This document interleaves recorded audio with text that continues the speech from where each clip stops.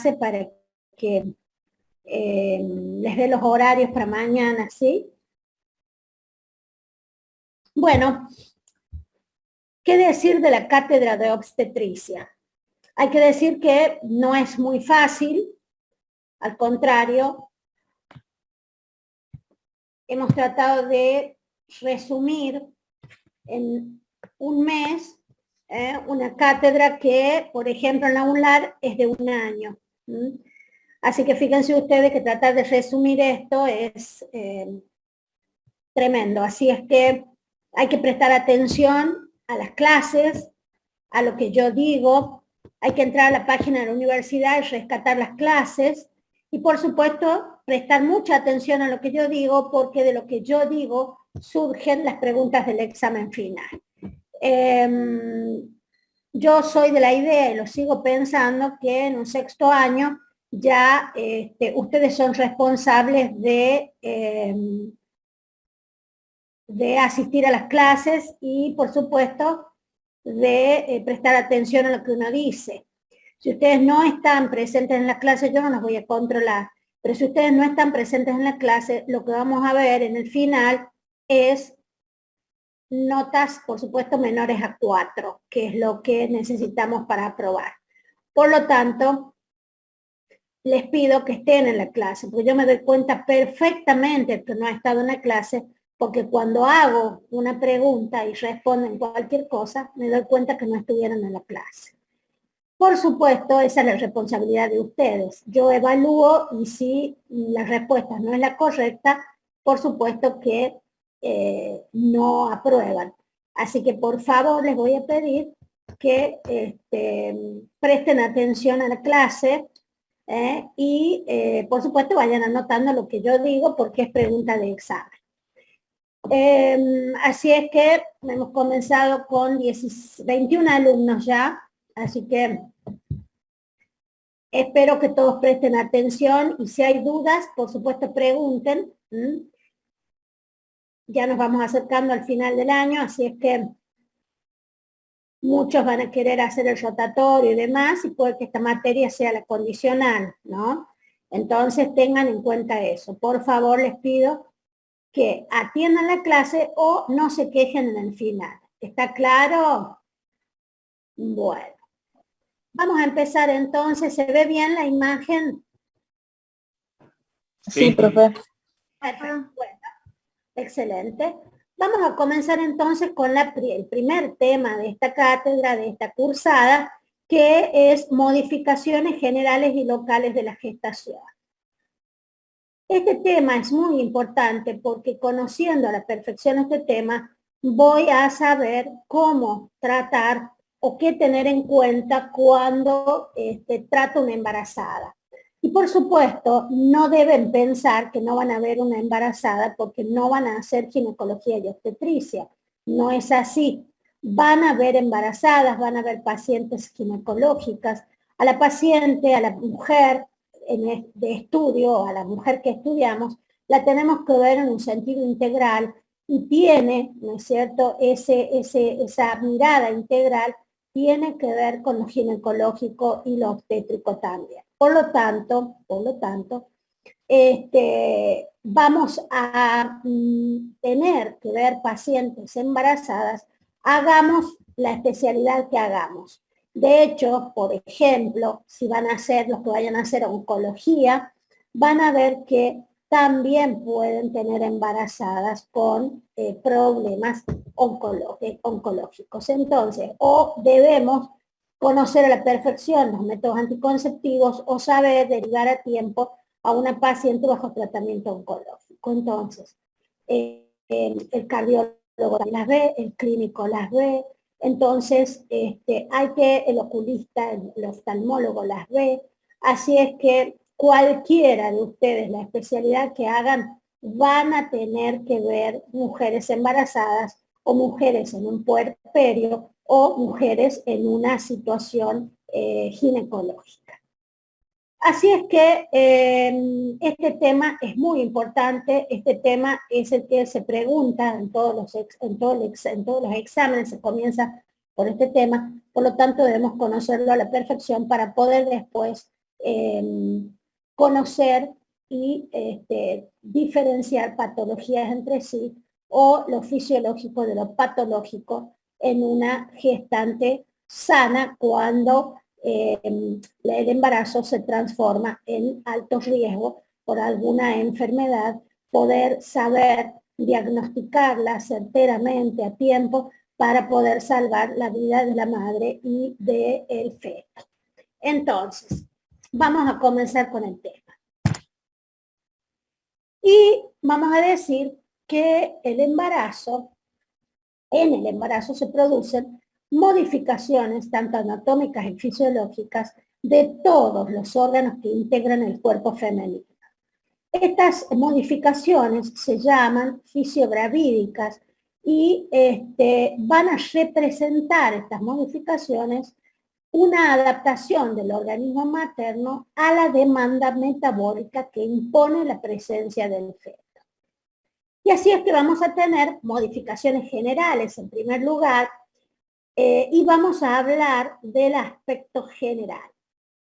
Durante la gravidez, las mujeres sanas, aquellas mujeres que no tengan patologías de ningún tipo, vamos a ver que se adaptan mejor a la sobreactividad funcional que impone el embarazo, fisiológico por supuesto, no así aquellas que tengan una constitución más débil o insuficiente por alguna enfermedad, ¿sí? Estas van a tener complicaciones durante el mismo.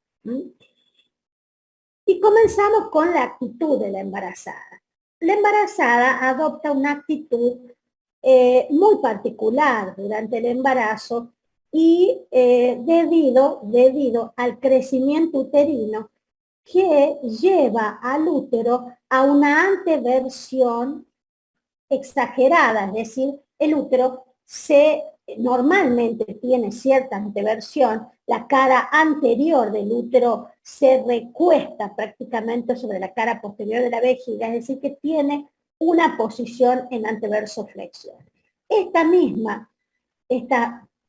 Digamos, posición anatómica que ocurre fisiológicamente, al ir en crecimiento el útero, ¿sí? Tiende a llevar el útero hacia adelante.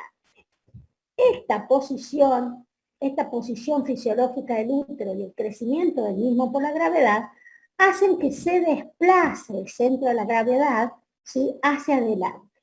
Este desplazamiento del centro de la gravedad, si la mujer normalmente, fisiológicamente, no contrarresta este cambio del centro de gravedad, va a tener inconvenientes para mantenerse de pie, erguida, y va a tender a caer hacia adelante. Fisiológicamente, la mujer lo que hace con esto, por supuesto no se da cuenta, es algo automático, tiende a corregir este desequilibrio llevando los hombros y la cabeza hacia atrás, de esa manera exagerando la lordosis lumbar ya preexistente. Esta actitud de la embarazada se da en llamar orgullo de la embarazada. Y lo podemos ver aquí. Esta posición. El útero entonces se desplaza hacia adelante en su crecimiento, ¿sí? Entonces la cara anterior del útero se desplaza, la cara anterior, ¿sí? Se desplaza hacia adelante. Entonces crece el útero y lleva el abdomen hacia adelante. Esto hace que se modifique el centro de la gravedad, ¿sí? Y se corra hacia adelante, lo que hace que la mujer automáticamente, para compensar este desequilibrio, lleve los hombros y la cabeza hacia atrás, exagerando la lordosis lumbar. Acá lo vemos, una embarazada totalmente, esta es una embarazada no gestante, entonces vemos que el centro de la gravedad pasa por el centro. Cuando el embarazo comienza a crecer, al desplazarse el centro de la gravedad, la embarazada debe compensar esto llevando hacia atrás los hombros y la cabeza y exagerando la lordosis lumbar preexistente. Acá lo vemos nuevamente,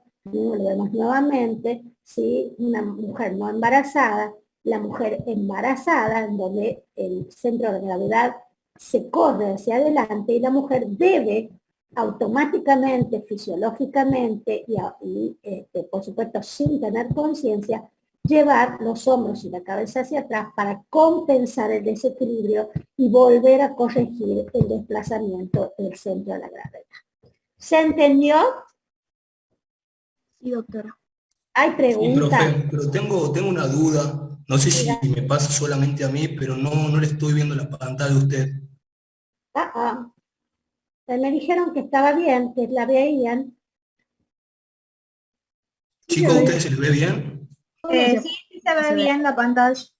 Ah, bien, debe ser mi compu, entonces, disculpe. No, por favor, para eso estoy. Cualquier cosa me dicen, chicos. ¿Se ve entonces bien? Sí, doctora. Excelente. Bueno, ¿se Ahora, entendió? Bien. ¿Se entendió eso? sí, doctora, disculpe. La diapositiva que está ahora es modificaciones maternas producidas por el embarazo. Vuélveme a repetir, por favor, que no te entendí. Para que podamos, para que podamos ver si está bien el compañero, le decía si la diapositiva que está son modificaciones maternas producidas por el embarazo. Sí, así es. Ah, perfecto, doctora. Sí, así es. Bien, ¿se entendió entonces esta explicación? Sí, doctora. Bien. Pasamos entonces a el peso corporal. La embarazada aumenta de peso en la gestación porque es algo fisiológico, ¿sí? Ya vamos a ver eh, por qué aumenta, pero en realidad la gestación tiene, por lo menos, hace que la embarazada aumente 10 kilos al final del embarazo, ¿no? Por lo tanto, si uno quiere conocer perfectamente el peso específico, ¿no? Que la embarazada debe subir durante todo el embarazo, lo que puede hacer es calcular el 20% del peso habitual. El peso habitual es aquel que la mujer no gestante tiene, es decir, oscila entre un peso y otro. Y se mantiene a veces bastante tiempo en un solo peso. Entonces, el peso habitual es ese peso que la embarazada viene teniendo, ¿no es cierto?, antes del embarazo. Uno puede calcular el 20% del peso habitual y decirle a la embarazada, bueno, mire, usted tiene que subir solamente tantos kilos. En el caso de que la mujer no conozca el peso habitual, uno tiene que conocer los percentilos que para eso están, ¿no? El percentilo 90 y el percentilo 5 de peso en el embarazo para calcular, ¿sí? O más o menos el peso que la embarazada debe aumentar. Y este sería aproximadamente de 11 kilos, con un rango que va desde los 6 kilos en el percentilo 10 hasta los 16 kilos en el percentilo 90. Pero si yo quiero ser específico, calculo el 20% de su peso habitual y voy a ser más exacto. Con este cálculo, si la embarazada cumple con lo que corresponde, al final del embarazo, luego de producido el parto, ya sea vaginal o por cesárea, vemos que prácticamente en la mitad del mes siguiente, luego del puerperio, la embarazada pierde aproximadamente los 10 kilos, 11 kilos que ha subido y por lo tanto queda con su peso previo al embarazo. Entonces es muy importante que la embarazada entienda que debe subir nada más que 1 kilo 200, hasta 1,5 kilos por mes, para que no aparezcan, ¿sí?, patologías como la diabetes y la obesidad, y la hipertensión, que pueden aparecer en mujeres con un exceso en el aumento del peso. Entonces vemos que la embarazada puede subir excesivamente de peso o también puede estar muy delgada. Siempre sube la embarazada, siempre sube de peso, ¿sí? Por eso los extremos de las patologías que pueden ocurrir en estos, digamos, en mujeres muy delgadas o mujeres muy gorditas, las muy gorditas, digamos, el temor es la aparición de la obesidad y la hipertensión. Y, por supuesto, las muy delgadas, el temor es la aparición del retardo de crecimiento intrauterino, la restricción del crecimiento intrauterino.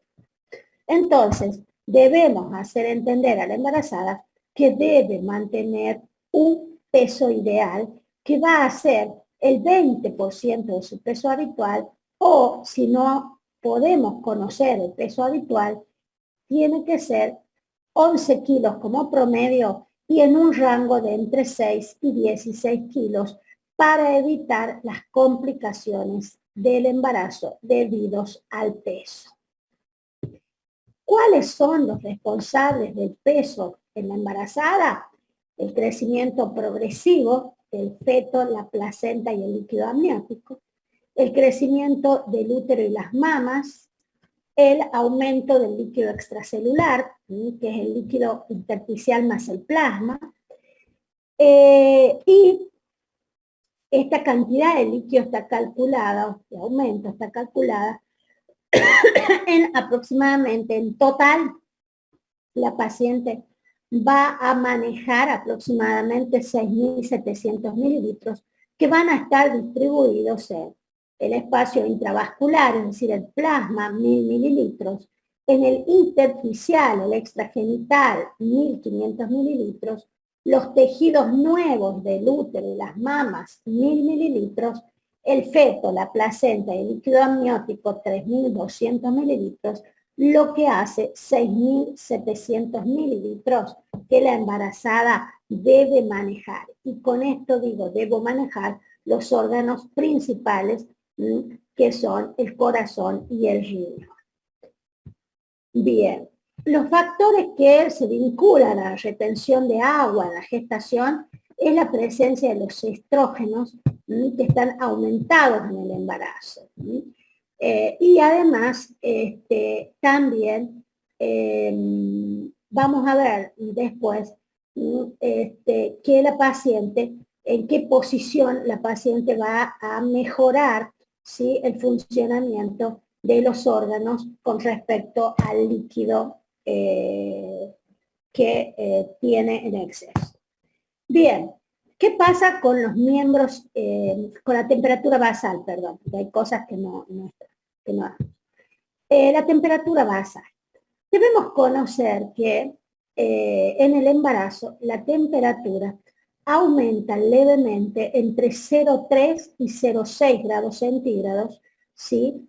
Es decir, casi un centímetro, ¿sí? un grado centígrado puede aumentar la temperatura, y eso se debe a la presencia de la progesterona, ¿sí?, que es termogénica y que puede aumentar la temperatura en el embarazo, sobre todo en los 3 primeros meses.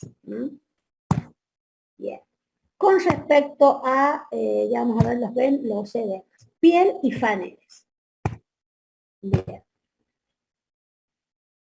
¿Qué pasa con respecto a las pieles y las faneras? El cabello de la embarazada tiende a aumentar en la gravidez y a caer en el puerperio.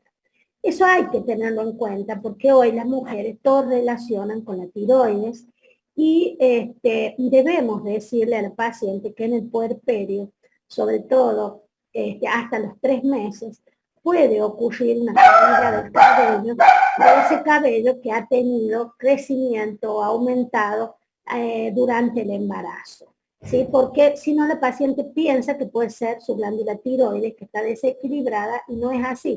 Es algo fisiológico, el aumento, ¿no es cierto?, de la cantidad de cabello en el embarazo y la caída posteriormente en el puerperio.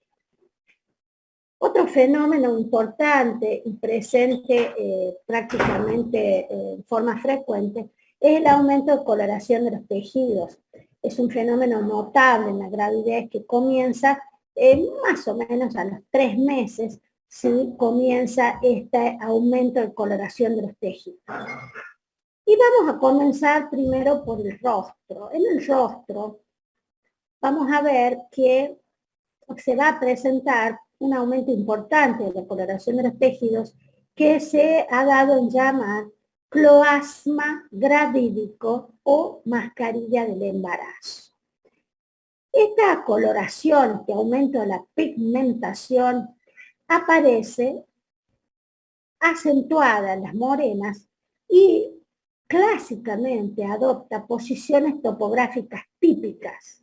Por eso es que se llama cloasma gravídico o mascarilla del embarazo.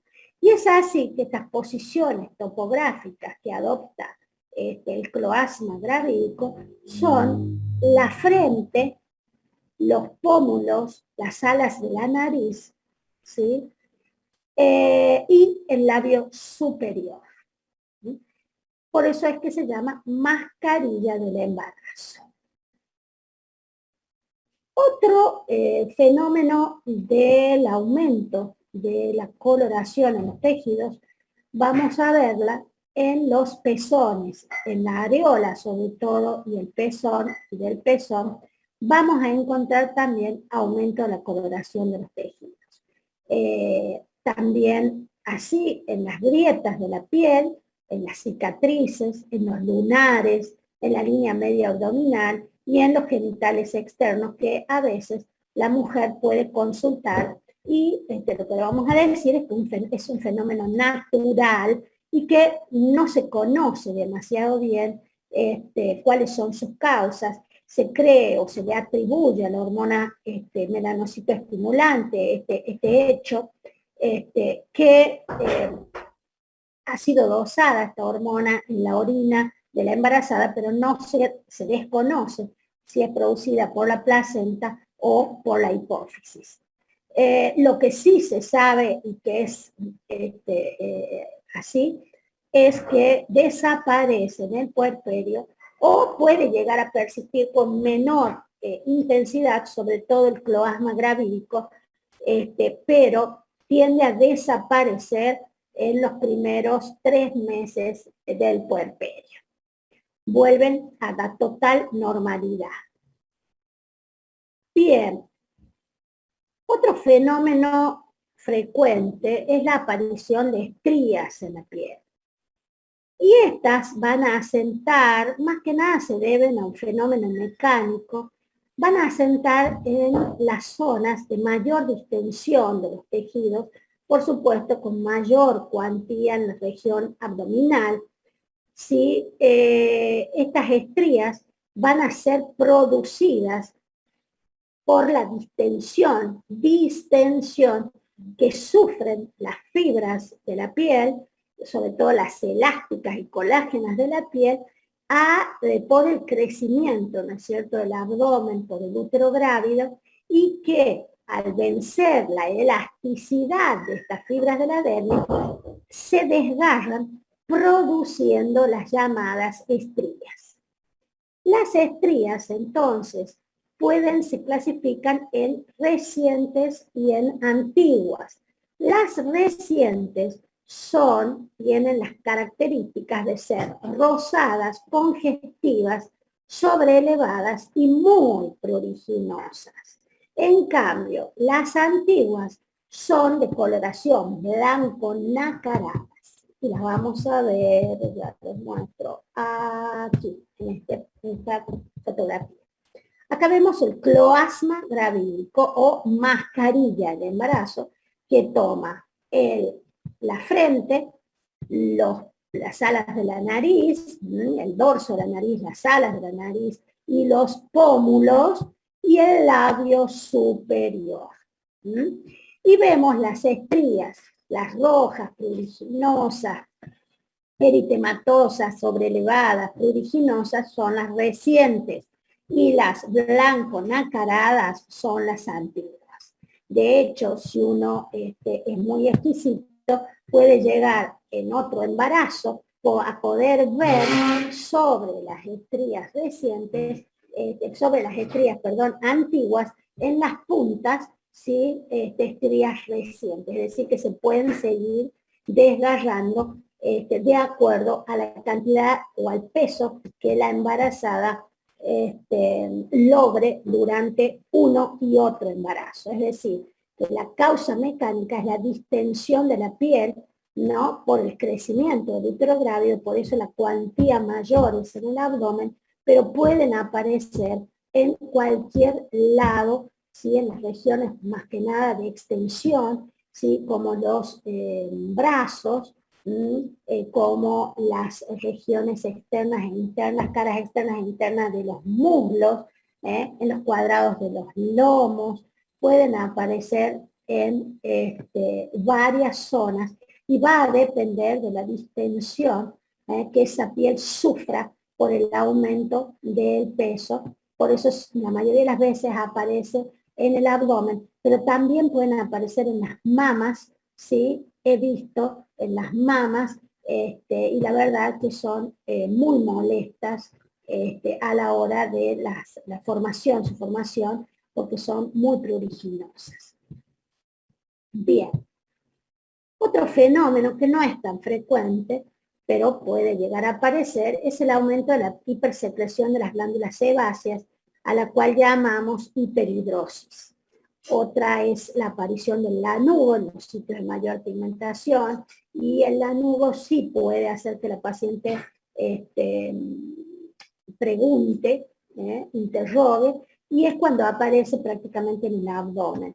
¿Sí? Es lo que yo siempre les respondo, y bueno, es una manera romántica de responder, si preguntan por qué aparece, y yo les digo, hacer de cuenta que está madurando la fruta, como si madurara el embarazo. Entonces puede aparecer el vello en el abdomen, ¿sí? En la línea alba, en el ombligo, también pueden aparecer en los pezones, en las areolas del pezón. Por supuesto, en el puerperio esto cae. Otro fenómeno que tampoco es tan frecuente, de poca consulta, es el dermografismo, que es el enrojecimiento ante las presiones. Lo que sí vemos frecuentemente es la aparición de edemas, que cuando son intensos le otorgan a la piel un aspecto tenso, liso y brillante, y que no deben sobrepasar los tobillos. En el caso de que esto sea así, de que el edema comprometa más arriba los miembros inferiores, y hay que pensar en que la paciente puede estar digamos, haciendo una patología que ya la van a estudiar a lo largo de la cursada, que es la hipertensión arterial y el embarazo. Entonces, una toxemia gravídica puede ser la causa de esos edemas que sobrepasen el nivel de los tobillos de la embarazada. Y otro fenómeno que también suele ser frecuente y que aumenta su cuantía a medida que aumentan los embarazos, son las arañas vasculares y las telangiectasias. Y bueno, vemos los edemas que normales son hasta el tobillo y tienen que ver, por supuesto, en esta provincia, por ejemplo, con el calor de los veranos, cuando sabemos que el organismo tiende a eliminar, ¿no es cierto?, líquido para poder, retener líquido para poder enfriarse, entonces pueden aparecer edemas, lo mismo que con la ingesta abusiva de sal, ¿no? En el invierno a veces aparecen, generalmente relacionados con la toxemia, porque en el invierno generalmente tiende a eliminar líquido para mantener caliente el cuerpo. Y bueno, tenemos el signo de Godet, ¿no? Cuando es muy intenso. Yo cuando veo a una embarazada con esto, realmente sana, no tiene hipertensión, y sobre todo es en el final del embarazo, por supuesto es la compresión que ya vamos a ver de las venas pelianas, aumenta la presión venosa por debajo del útero, pero también esto es falta de reposo, ¿no? Y enseguida hay que restringir sal y agua y reposo total hasta que estos edemas se solucionen. Y porque esto también puede ocasionar un aumento de presión.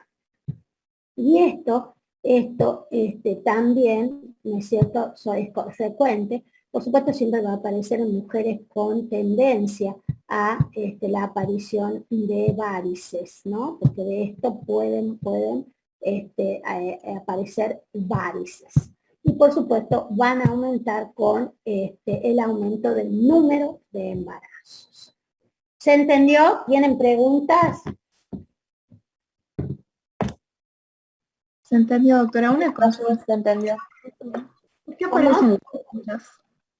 ¿Por qué aparecen las manchas normalmente las embarazadas y no se les va después de que hayan tenido al bebé?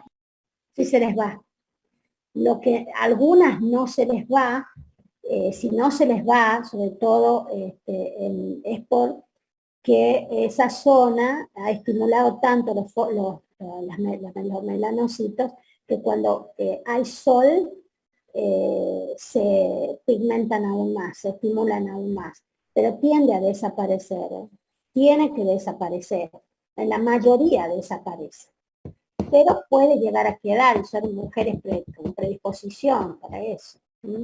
Y sobre todo tiene que ver con los estrógenos y tiene que ver con el sol, la estimulación de los melanocitos. Bien, doctora, gracias. Bien. A ver qué hay en el chat, no sé qué hay. Bien, después. Bueno, no sé, pero debe ser viejo, quizás. Bueno, ahora me preguntaron si las varices se van. Sí, también las telangiectasias, tienden a irse también en el puerperio. Pero como les digo, si el embarazo es de una mujer con predisposición a la formación de varices, esto puede estar en un embarazo, en el segundo embarazo me pasó con el paciente, aparecieron en el antepié varices y aquí por el tobillo, por el malleolo interno, y en el posterior embarazo aumentó un poco más de peso y aparecieron más y subieron por el tobillo.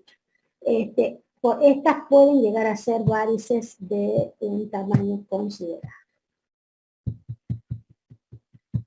Bueno, ¿qué pasa con el tejido celular subcutáneo?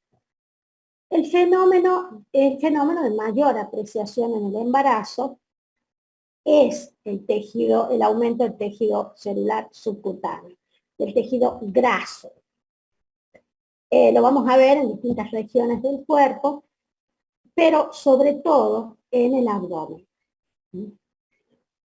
¿Qué pasa con los músculos? En el embarazo vamos a ver que hay fenómenos de hipertrofia e hiperplasia, generalmente de estos músculos, sobre todo los del dorso y el abdomen, que son necesarios para el parto.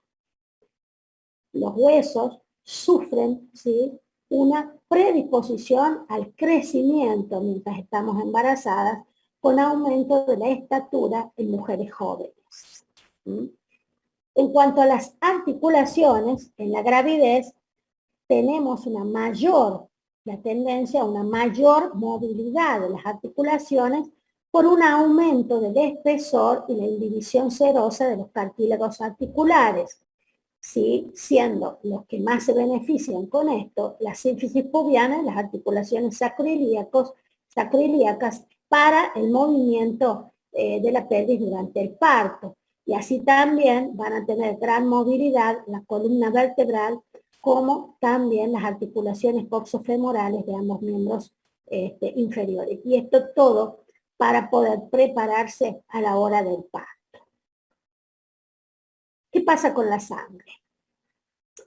Hay normalmente, fisiológicamente, un incremento en el volumen sanguíneo total, aumentando, por supuesto, más el volumen plasmático que el globular, modificándose de esa manera la relación plasma-glóbulos.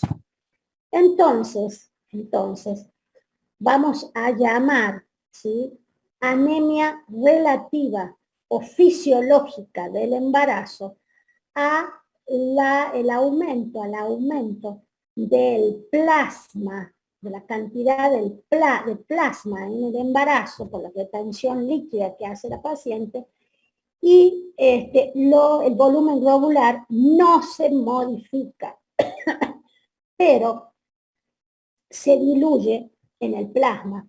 Por lo tanto, esta manifestación fisiológica se va a ver impactada, va a impactar al laboratorio en la hemoglobina y en el hematocrito, en donde la hemoglobina normal en el embarazo es 11 gramos por 100 mililitros, mientras que el hematocrito es del 33%. Entonces, ¿a qué se debe esa anemia fisiológica del embarazo? Al aumento del líquido, del plasma, y a la dilución del volumen globular, sobre todo los leucocitos, en este plasma, que hace descender la hemoglobina y el hematocrito.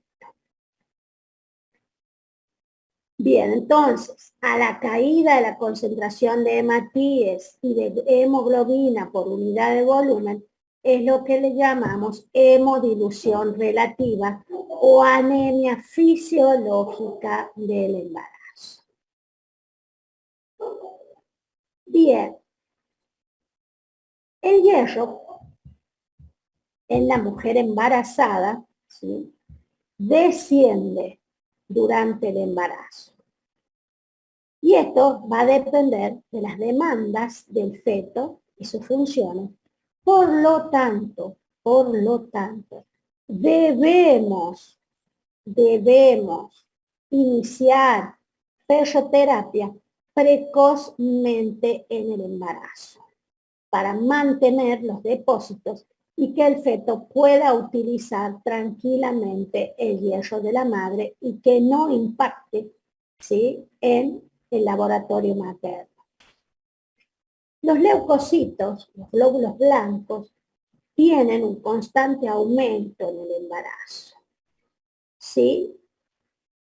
Porque vemos que de 7.000 por milímetro cúbico, con un rango de entre 5.000 y 10.000 por milímetro cúbico, en las mujeres sanas no gestantes, en el embarazo alcanza valores de 11.000 por milímetro cúbico, con un rango de entre 9.000 y 16.000 por milímetro cúbico al final de la gestación. Este cambio, ¿sí?, es producido a expensas del aumento de los neutrófilos polimorfonucleares, cuya causa se ignora. Entonces, hay una neutrofilia en la embarazada que permite que aumenten el volumen de los glóbulos blancos. Por lo tanto, hay que considerar, ¿sí?, 11.000 por milímetro cúbico como promedio en el embarazo.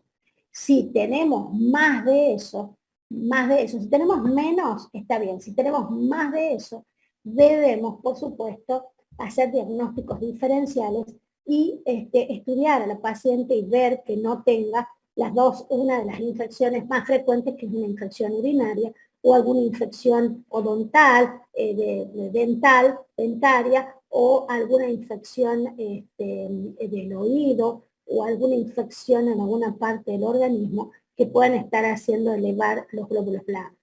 Sino en este rango de entre 9.000 y 16.000 puede ser fisiológico. Dije puede. ¿Por qué? Porque no debemos considerar todo fisiológico. Acá pareciera que todo es fisiológico, aumenta todo.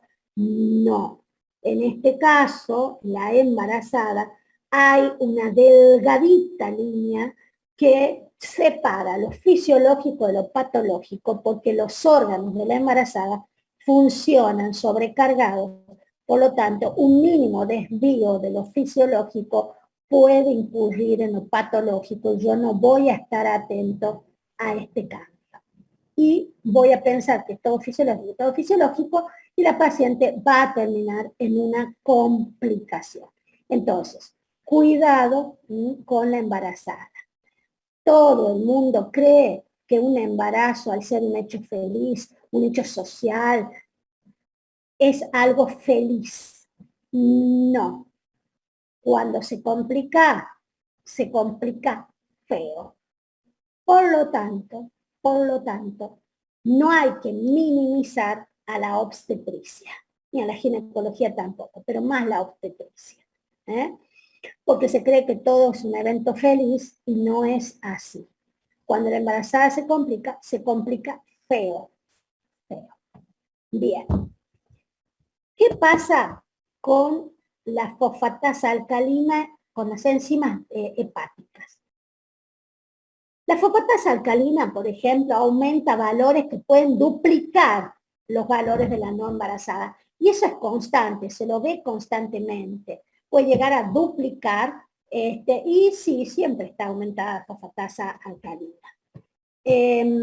Las enzimas hepáticas, LDH, GOT, GPT, sufren un leve aumento, pero no superan los valores de la no embarazada, es decir, que yo debo esperar valores de la no gestante en cuanto a la función hepática, salvo la LDH que puede duplicar los valores de la no gestante.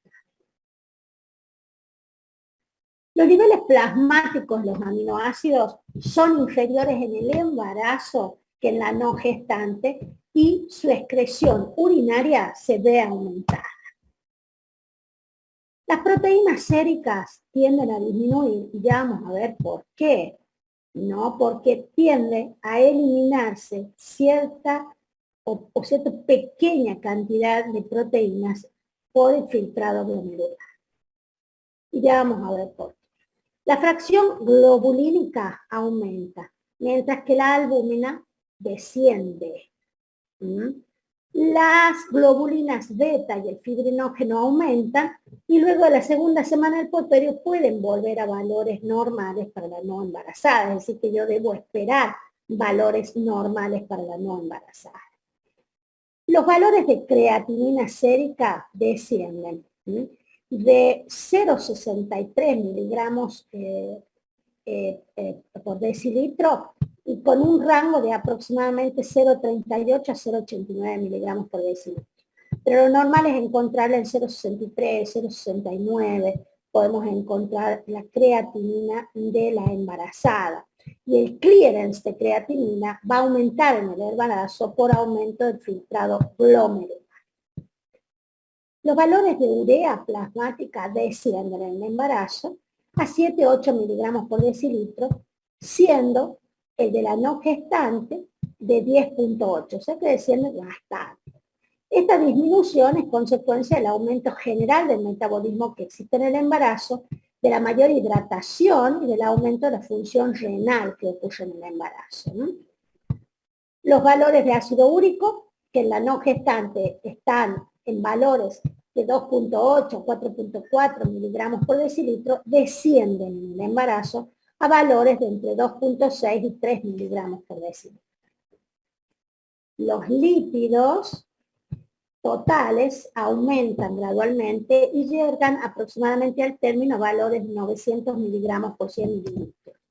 El colesterol alcanza un incremento máximo aproximadamente a las 30 semanas y se mantiene hasta el parto, y su valor es de aproximadamente 300 miligramos por 100 mililitros.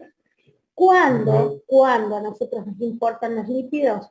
En la obesidad, en la hipertensión, ¿sí? Ahí es donde, bueno, se pueden dosar este tipo de, es decir, los lípidos, ¿no? La glucemia disminuye con el progreso del embarazo y aproximadamente su valor es de 92 miligramos por decilitro hoy. Valores superiores, valores de 100, puede estarnos diciendo o hablando de una diabetes gestacional, ¿no? La diabetes gestacional, ya la van a ver con la doctora Bolomo, comienza con el embarazo y termina con el mismo, y debemos estar atentos a los valores de glucemia, ¿sí? Durante todo el embarazo, y sobre todo en dos momentos del embarazo, que son las 24 y las 28 semanas, por los cambios que van a ocurrir a nivel del páncreas, y ya vamos a ver en su función. y los niveles de insulina se elevan en el transcurso del embarazo. La velocidad de eritrosedimentación se eleva 4 veces el valor de la no gestante por el incremento fisiológico de la globulina y el fibrinógeno en el plasma, ¿sí? Por lo tanto, nosotros no utilizamos la eritrosedimentación como reactante de fase aguda, ¿no? No está claro el efecto del embarazo sobre las plaquetas, pero sí está claro el efecto que tiene la hipertensión arterial, sobre todo cuando es severa, sobre las plaquetas. Y ya van a ver que hay una entidad grave, muy grave, que es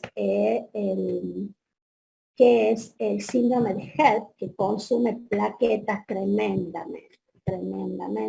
Casualmente ahora, no sé si han visto, hay un scratch importante a una colega, que no estamos de acuerdo nadie con los scratches, pero que no tiene nada que ver con ella, porque la paciente, la verdad que estaba ya internada, cuando esto pasó, hizo una hipertensión severa.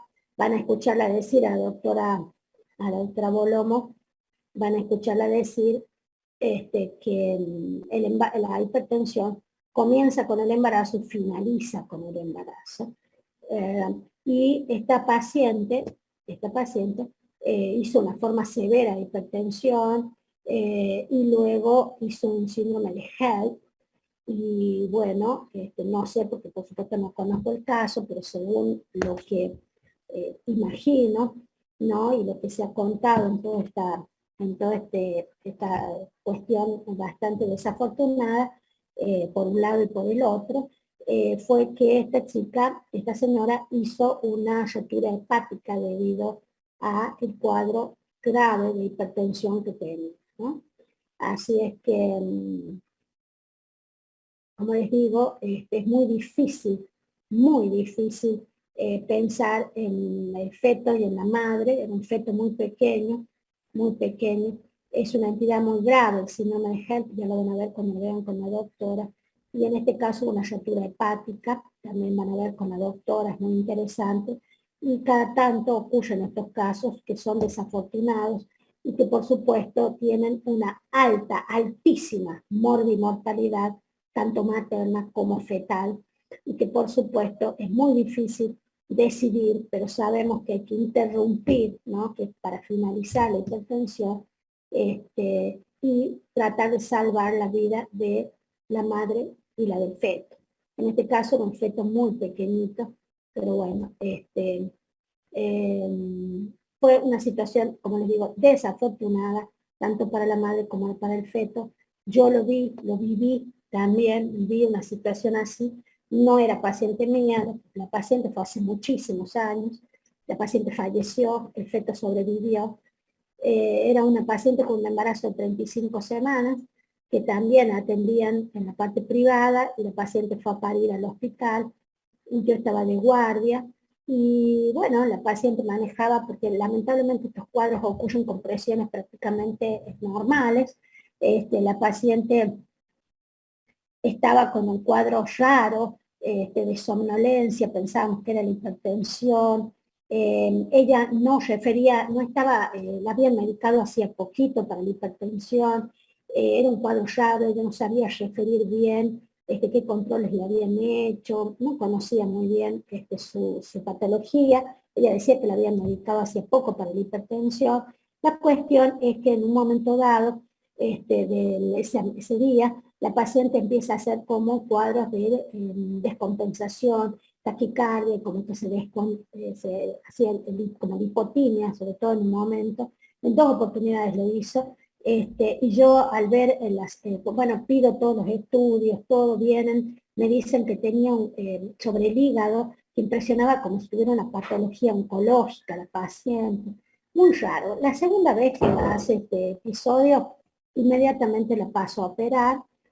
Sacamos un feto de 35 semanas, y cuando notamos sangre dentro de la cavidad, y cuando investigamos nos damos con que había una solución de continuidad en la cápsula hepática de aproximadamente 10 centímetros.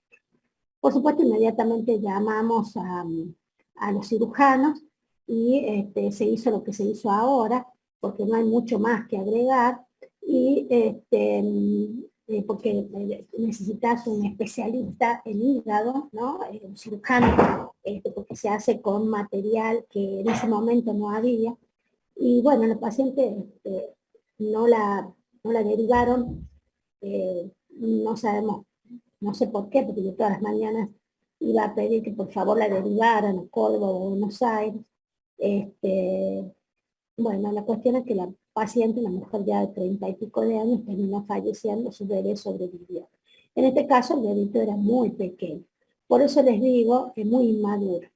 Por eso les digo que hay situaciones muy graves durante el embarazo, y por eso les vuelvo a repetir, la embarazada es muy difícil, muy difícil. Uno cree que es fácil, ¿no? Todos nos ven de afuera como algo sencillo, como algo que solo, el parto solo se hace, te dicen, ¿no? El parto solo se hace, lo dicen antes, no había tantas cosas y los partos los mismos se hacían, sí, pero también se morían, no había estadísticas, también se morían. Hoy hay más intervencionismo, hay más estadísticas, conocemos mejores cuáles son las estadísticas y podemos actuar, pero a veces las cosas suceden. ¿No? Así es que quiero que hagan la especialidad que hagan, piensen en lo que les digo. Una embarazada no es cualquier cosa, no es algo fácil. Y encima decidimos por 2 días, madre e hijo. Así que piensen en lo que les digo. Bien. Continuamos. El aumento del fibrinógeno del embarazo, lo que aumenta, está ligado al hecho de que existe una reducción de la actividad fibrinolítica durante la gestación. Los factores de la coagulación 7, 8, 9 y 10 aumentan en el embarazo, mientras que la protrombina, el factor 10, 11 y 12 no cambian, y los tiempos de sangría y coagulación no varían. Yo tengo que esperar valores de la no gestante en cuanto a la coagulación. Eso sería lo normal. Si yo veo algún cambio, por supuesto, debo derivar a la paciente a el hematólogo, debo solicitar un interconsulta con el hematólogo. Las vitaminas en general, vamos a ver que son necesarias en el embarazo. Hoy, con las dietas sin control que hacen las mujeres no gestantes, posicionan a una mujer durante el embarazo a complicaciones. Y así es que debemos, ¿sí? Si son mujeres que han hecho dietas durante muchos años, si uno ve que es necesario, debemos proveerle vitaminas. Y vamos a ver por qué son necesarias. Las vitaminas A y C disminuyen los niveles séricos a expensas de la demanda del feto, de la demanda del embarazo. Los niveles de folato también descienden por la demanda y por el aumento de la excreción urinaria. Los valores de hierro descienden, ya lo dijimos, la capacidad de fijación de hierro aumenta gradualmente y el porcentaje de saturación de transferrina disminuye, ¿sí? Pero, y ahí es lo que les dije antes, se ha visto que en las mujeres embarazadas, suplementadas con hierro, esto no pasa. Por lo tanto, debemos suplementar con complejos vitamínicos que incluyan ácido fólico, hierro y vitamina B2. Y si es posible, vitamina C también. En el embarazo vamos a ver que también hay descenso en los niveles séricos del zinc. ¿Y qué sabemos del zinc? Bueno, si la paciente tiene una deficiencia de zinc, que uno nunca dosa el zinc, puede tener una disminución de la capacidad antibacteriana del líquido amniótico y puede sufrir la repetición de roturas de bolsas o infecciones como la coriomionitis. ¿No? Bien. El cobre también, si hay una deficiencia del cobre, el cobre está relacionado con la insuficiencia placentaria, con la infección ovular de las membranas y la muerte intraútero. Por lo tanto, fíjense cómo no son importantes tan solo las vitaminas, sino también los minerales y los oligoelementos. Por lo tanto, también debemos proveer vitaminas. Hay un complejo vitamínico, que ya lo vamos a ver, que hace años que está, y ya muchos, que es el Supradin Pronatal, después se sumó el Centrum Materno, y que le proveen a la embarazada las vitaminas, los minerales, los oligoelementos que son necesarios para el embarazo, sobre todo calcio, hierro, ácido fólico. Bien. En la gravidez hay un aumento de la fijación del yodo por parte de la tiroxina y la tiroxina total, mientras que la libre muestra valores por debajo de la no embarazada. En la embarazada también se dosa la glándula tiroides, hoy hay valores nuevos para esto, que no son tan drásticos y no debemos tratar hoy tanto en el embarazo, gracias a Dios, y que están relacionados más que nada a estos tratamientos con la presencia o no de los anticuerpos contra la tiroides, ¿no? Pero por suerte hoy han variado, después de tantos estudios, los valores y no hay que medicar tanto a la embarazada. Aquí está el Supradin Pronatal, una vitamina muy conocida, muy difundida, y que nos va a proveer los elementos, como les digo, vitaminas, minerales y oligoelementos necesarios para llegar en forma sana al final de la gestación. Muy bien. Perfecto. Vamos a dejar acá. Tenemos bastante por andar. Y vamos a continuar el día miércoles 25. No sé por qué no tengo la clase, si no me la mandaron por el Zoom de la institución, pero lo vamos a hacer por el Zoom privado, por el Zoom mío, personal, que les voy a mandar, el código de acceso y la contraseña. ¿Les parece? Sí, doctor, está bien. Bueno, empiecen a estudiar, por favor, consideren todo lo que hablamos y si necesitan hacerme preguntas el día miércoles previo a el comienzo de la clase, podemos aclararlas o contestarlas. ¿Les parece? Bueno, Sí, Chao. gracias. Chao. gracias. Buenas noches.